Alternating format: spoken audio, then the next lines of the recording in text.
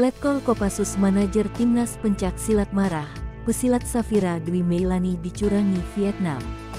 Beredar video pendek official Indonesia cabang pencak silat di SEA Games ke-32 Kambodia sedikit terjadi keributan.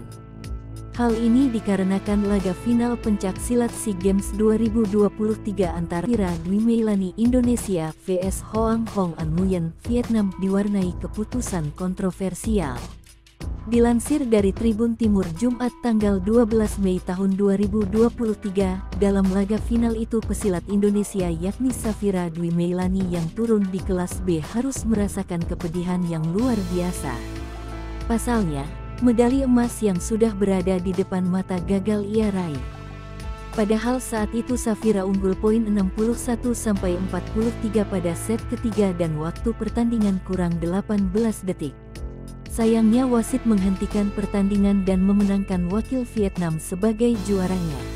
Dari tayangan YouTube Raja Silat, awalnya pertandingan berjalan lancar.